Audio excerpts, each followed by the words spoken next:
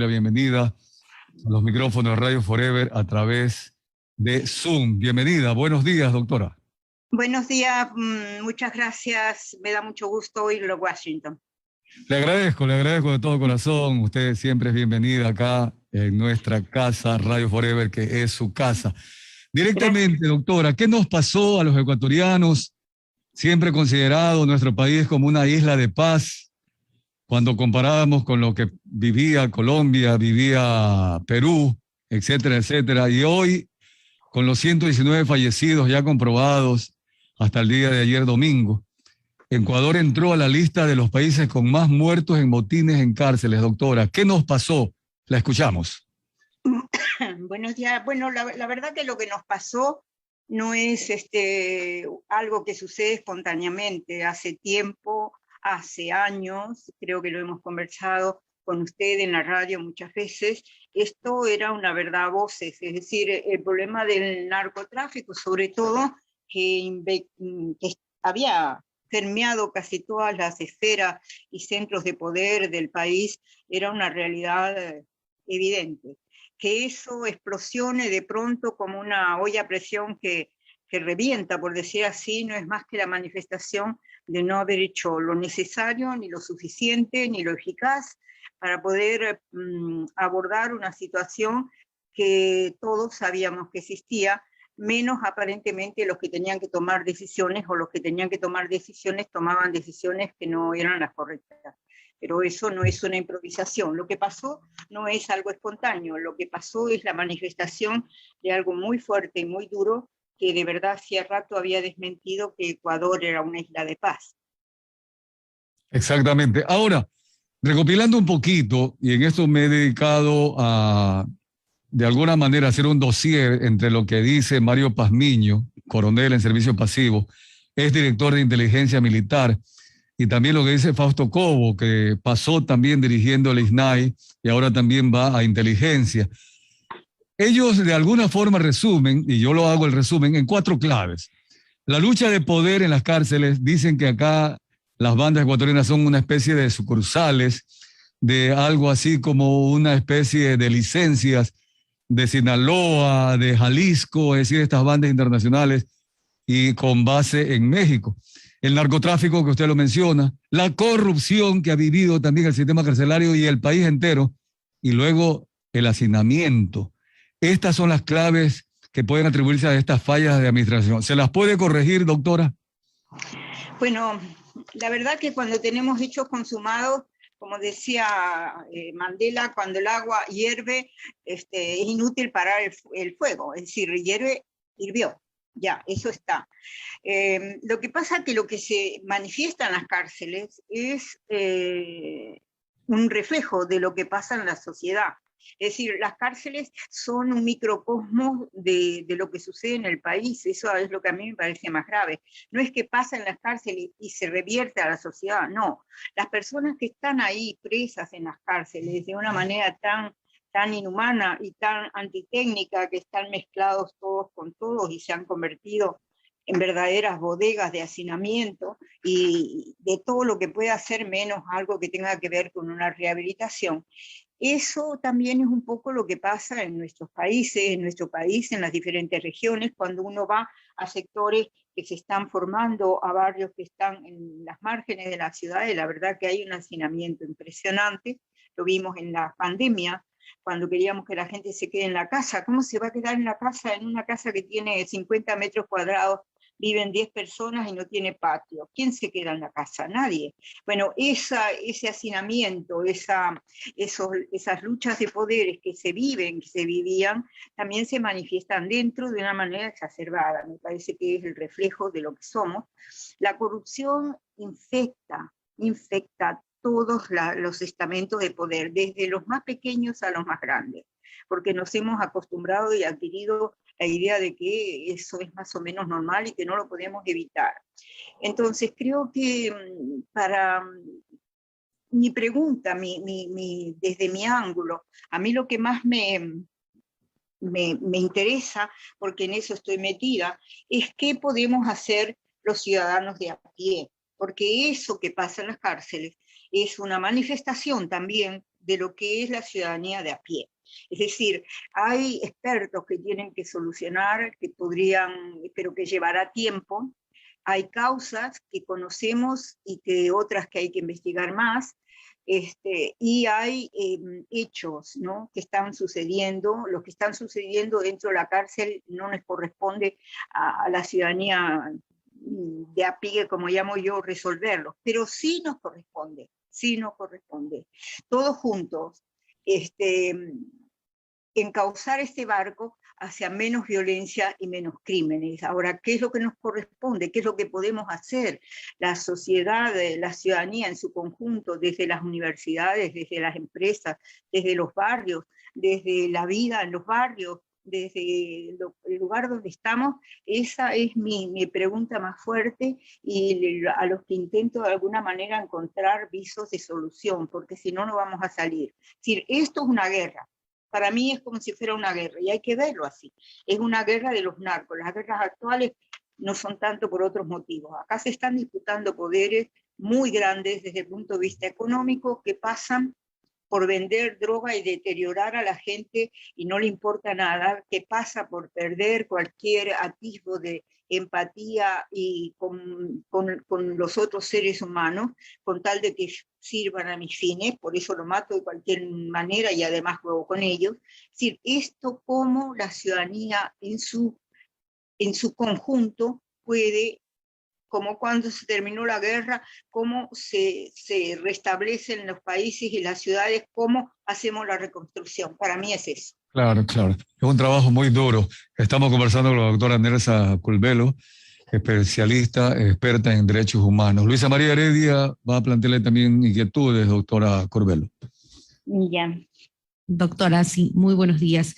El problema con lo que usted nos comenta, ¿no? Y que evidentemente es bastante claro, porque ha habido una sucesión de hechos, además de la masacre del martes pasado, es el que va a venir después, porque si ya tenemos claro que esta es una lucha entre cárteles, entre bandas, que evidentemente se refleja en las calles de la ciudad, aumentan los sicariatos, aumenta el microtráfico, aumentan las situaciones de narcotráfico.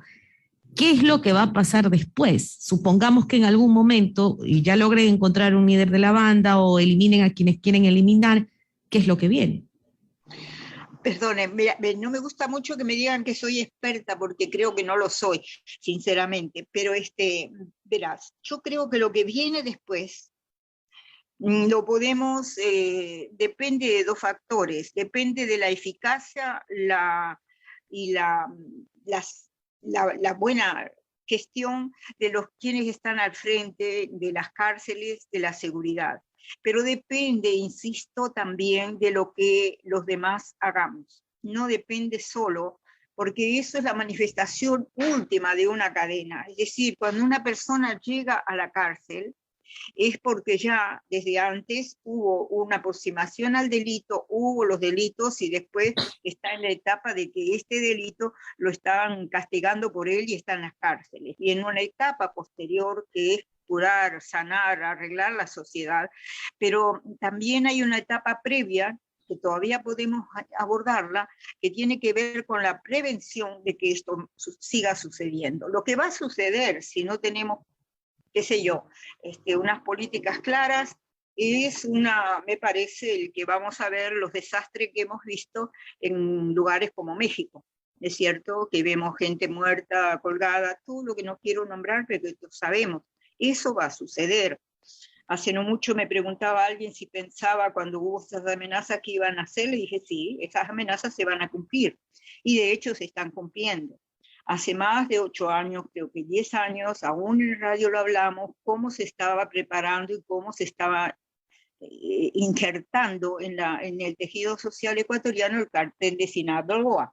Y yo no soy ninguna experta en narcotráfico, pero lo sabía desde los barrios, y desde lo que yo tenía como acceso, podía saber qué es lo que estaba pasando. Si yo lo sabía, las autoridades lo sabían mucho más que yo.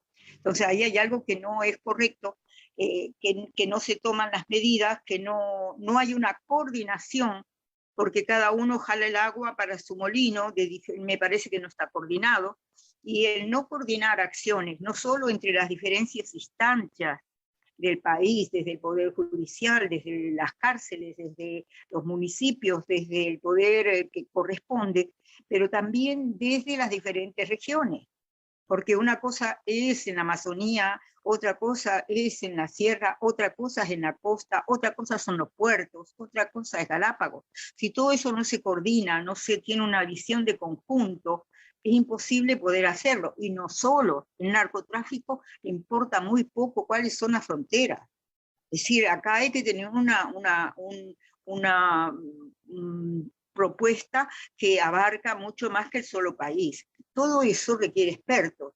Ahora, insisto, los otros que estamos acá de espectadores, mirando qué es lo que pasa y lo que hacen, y viendo cómo se convierte nuestro país en un referente no de hermosas naturaleza, no de gente cordial, sino donde no hay que ir porque te matan en las calles, eso lo tenemos que de alguna manera abordar juntos. ¿Qué es el primer paso que se debe dar ahora? ¿Qué es lo primero que deben hacer las autoridades? Además, ¿no?, de lo que ya implica el estado de excepción, la intervención y lo que ha anunciado hasta ahora el gobierno en ese sentido de los penales. ¿Qué hacer? Con todo respeto, esos son parches. Es como si usted tiene una hemorragia y le ponen algo para parar la hemorragia. Lo que pasa es que la hemorragia se va a producir de nuevo si no ven cuál es la causa. Toda esa intervención de declarar estado de emergencia, porque no podemos vivir en emergencia 10 años, que esos son parches. Todo eso es parche. Entonces, insisto, hay que hacer una política común que ojalá la puedan hacer rápido, porque eso supone conocer, planificar y hacer, y requiere tiempo, y los procesos requieren tiempo, y el proceso de las cárceles es un proceso que requerirá tiempo, pero por otro lado necesitamos rápidamente ver que de alguna manera esto va a cambiar. Eso por un lado. Después creo que a nivel de lo que tenemos que hacer, primero y antes de nada, es asumir la realidad. Es decir, no podemos ya tapar el sol con un dedo, ni hacer el avestruz que entierra la cabeza y deja el resto del cuerpo para que lo vean. Así no se puede. Es decir, esta realidad hace rato que la teníamos. Yo me acuerdo de haber estado en una conversación, en una conferencia sobre la realidad del país, y todo el mundo abordaba, qué sé yo, la economía, los barrios, pero nadie decía nada del narcotráfico. Es como si el narcotráfico no fuera una realidad de nuestro país, era algo que sistemáticamente no se abordaba de manera de indicativo de lo que pasa en el país. Entonces, eso la única que lo dijo fui yo, que no soy, insisto, la experta en el tema, pero dije, ¿cómo esta realidad tan evidente la soslayamos y no la abordamos? Bueno, ahora abordémosla de frente, reconozcamos lo que somos. Tenemos un país que está asaltado por narcos, lo vemos así, triunfamos porque tenemos mucha captación de droga, sí, pero si captamos eso, quiere decir que la cantidad es mucho más que eso. Cuando se capta un contenedor, quiere decir que hay 100. Entonces, todo esto, el común de los mortales, tenemos que, además de decir que somos una isla de paz, que no lo éramos, decir ahora y asumirlo, estamos convertidos en un eslabón del narcotráfico. Muy bien, ¿cómo lo paramos? Insisto que esa toma de conciencia a partir de la realidad, perdonen que insista tanto, es una tarea necesaria, porque si no estamos dejando la solución solamente en manos de expertos que no son expertos, y es como si no tuviera que ver con nosotros. Eso tiene que ver con el turismo, eso tiene que ver con el comercio, eso tiene que ver con el futuro económico de este país.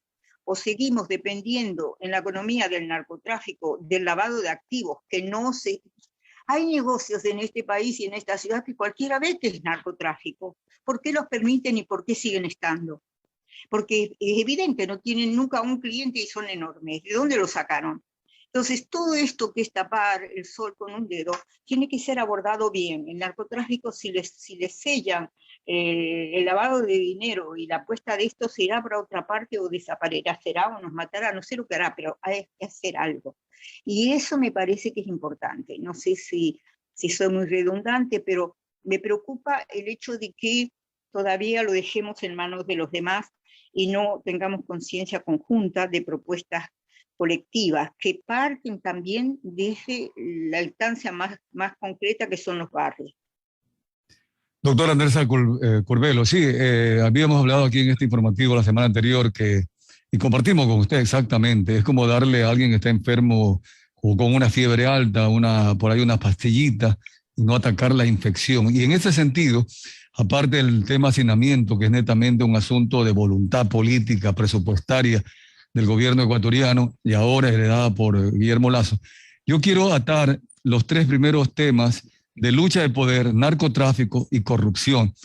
Y para que la ciudadanía conozca, por ejemplo, Mario Pazmiño dice que los choneros están ligados ya, comprobado, al cártel de Sinaloa, y los tiguerones, los lobos, los lagartos al cártel de Jalisco. Es decir, que es un asunto que acá prácticamente los han convertido como sucursales. Fuera de esto, el narcotráfico, dice Fausto Cobos, que han tomado ya el Ecuador y así ha sido calificado por Inside Crime, un sitio especializado en crímenes, a Ecuador como autopista de la cocaína. Mire usted cómo nos califican, doctora, hacia Estados Unidos y hacia Europa. Y finalmente la corrupción. Mario Pazmiño dice lo siguiente, que se ha tomado ya instancias inclusive hasta de Policía Nacional y círculos que involucran a los guías penitenciarios, a los mismos administradores de estos centros amenazados.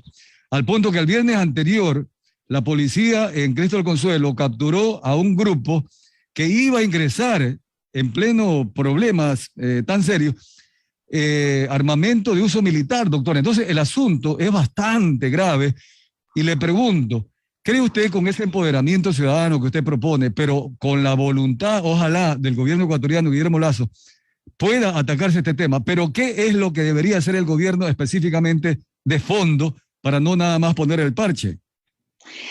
Verá, esa constatación de lo que pasa es como que usted tiene un enfermo grave y de pronto se dio cuenta que está grave, ¿no es cierto? Y entonces mire lo que hay. Pero eso, usted que es periodista y las personas que están con usted, hace rato y años que lo sabíamos. No es ninguna novedad que hay una lucha de poder, no es ninguna novedad la corrupción, no es ninguna novedad el hacinamiento, no es ninguna novedad la infiltración del narcotráfico en las filas de las policías, de los militares, de los políticos, de las empresas. No es ninguna novedad. Ha habido, hasta han matado, creo, en la cárcel a Telmo Castro y a otros que eran militares, que eran parte de todo esto. Es decir, eso, no, que ahora de pronto le pongamos nombre y lo pongamos en evidencia, no quiere decir que es reciente. Por lo tanto, esa primera parte, insisto, me parece que es importante hacerlo. Segundo, la cárcel son un desastre, no sirven para nada, y la prueba es que ni siquiera saben o sabían qué personas estaban en qué pabellones, es decir, no hay ni siquiera una tecnología que Dios sabe que existe rápido, una computadora, un programa de Excel y poner tal persona está en tal pabellón. Eso no lo tenían. ¿Qué quiere decir? Que todo esto es tierra de nadie. Yo he trabajado varios años, ya hace tiempo, pero seguía igual. Yo me acuerdo poder comunicarme con los presos y no se podía comunicar, el director decía que no podía, y yo me comunicaba fácil, y se lo mostré un día a un general de la policía. Tenían satélites, teléfonos satelitales. Ahora mismo una mamá que venía de España y decía que hablaba con su hijo que estaba en la cárcel y que le decía que estaba bien. Eso me parece genial, que el hijo le diga que estaba bien. Lo que me llamó la atención es que decía que ella, viniendo desde España, se comunicaba con el hijo que estaba en la penitenciaría, que en principio no podía comunicarse. ¿Qué muestra esto? Muestra un terreno de nadie, y que no funciona la política de levantar cada vez más muros, aumentar cada vez más penas, y porque lo grave es que dicen las órdenes salen de la penitenciaría. Sí, a ver, las órdenes de sicariato y de personas que hemos querido mucho, que también han sido víctimas de sicariato, han salido de la cárcel. ¿Qué quiere decir esto? No, insisto, eso es como borra y va de nuevo. Hay muchos ejemplos no muchos, pero bastantes, de cómo hacer que las personas privadas de libertad puedan tener, qué sé yo, una cárcel donde además de tenerlos presos, puedan aprender algo y también puedan trabajar y puedan servir en cierta manera la rehabilitación, claro. Sí, eso si se quiere hacer, se hace. Yo hasta había propuesto otra vez. Sí, pero es que ¿cómo diré? Eso que ahora decimos no es de ahora, eso es lo que yo... De acuerdo, sí, así es. Sí, por eso es que se exige, y ojalá, como usted dice, el empoderamiento ciudadano, la opinión pública, le pide al actual gobierno, ahora sí, por decir así, y no nada más limitarse a declaratorias de emergencia y poner los parches como usted lo mencionó anteriormente. La última inquietud, y esto va directo a la experiencia suya en derechos humanos, en rehabilitación, etcétera, etcétera. El gobierno ecuatoriano dice que de los 39.000 personas privadas de libertad, que por lo menos hay 5.000 reos que no han sido tramitados sus derechos de libertad, etcétera. O sea, además ahí demuestra una ineficiencia del SNAI. Lo dice el presidente Guillermo Lasso, que hay una debilidad en el SNAI. Ante esta situación, le pregunto a usted, si hay dudas de que se haya rehabilitado realmente, imagínese esos 5.000 reos, ¿hasta qué punto podrán reintegrarse a la ciudadanía y solo por el hecho de que no haya hacinamiento, liberarlos? ¿No ve ahí un conflicto realmente duro, a pesar de que hay que respetarles sus derechos, pero que realmente se inserten en la sociedad que no tiene hoy empleo? ¿Cómo resolver esta situación? ¿Se podrá asesorar al gobierno para que tome mejores medidas? Es bien, primero, las 5.000 personas, usted la dice, alguna de ellas es porque no han pagado las pensiones de sus hijos, el otro tiene contravenciones livianas, en fin, todo el que entra en la pensión. Mire, ¿sabe cuál es uno de los remedios mejor, aunque parezca una locura lo que voy a decir? En las calles actualmente, la gente que uno sabe que no estaba en las cosas como deben estar, está tan asustada que todo el mundo dice, yo no voy a cometer delitos porque para ir ahí mejor hago lo que pueda, pero a la cárcel a mí no me van a meter. Es decir, ha tenido un efecto, ¿cómo diré? Educativo. De prevención, ¿no? Sí, de prevención en vista de esto, de verdad. Después, lo que sucede en las cárceles es muy grave porque cuando alguien entra, así entre porque va a estar preso 15 días o 20, muchas veces tiene que ser bautizado, y ese bautismo y esa entrada en las cárceles muchas veces pasa por la violación de 2, 3 días. Y entonces son experiencias que es muy difícil recuperar, que es muy difícil levantar. Entonces, además en la cárcel es verdad lo que usted dice, muchas de las personas que están vienen de estratos económicos muy bajos o bajos, lo que le muestra además que hay un problema social grave, porque no es que los seres humanos que están en la pobreza son peores que los otros, con todo respeto, son los de la corrupción que se han robado millones, que resulta en muerte y en asesinato por lo que sea, por falta de salud o lo que sea, porque también provocan muertes, pero no están ahí, salvo algunos pocos que han logrado, qué sé yo, de alguna manera que las leyes los pongan en prisión, pero el resto se escapa siempre porque tiene cómo hacerlo. Entonces, lo que está mostrando es una sociedad hecha pedazos, que no está equilibrada, y los 5.000 que no están, que deberían estar afuera, de verdad que deberían estar afuera. El tema es que deberían estar afuera, no qué hacemos con ellos si están afuera. El problema es que no deberían estar adentro. Claro, está bien. De acuerdo, doctora. Qué pena en estos casos con un asunto de tanto antecedente y que hayamos llegado a situaciones gravísimas de lamentar.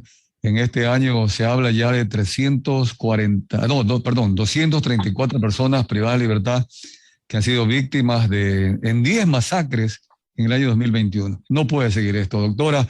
Uso palabras finales para agradecerle el día de hoy por habernos atendido.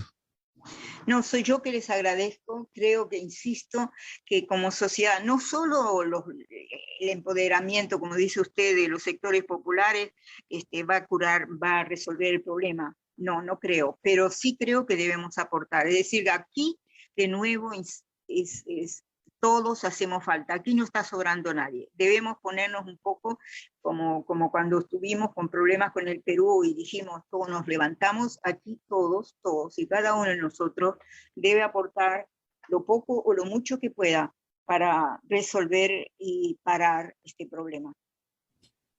Gracias, doctora Nelsa Curbelo. Muy amable. Un abrazo a distancia. Gracias. Hasta luego. Gracias, igualmente.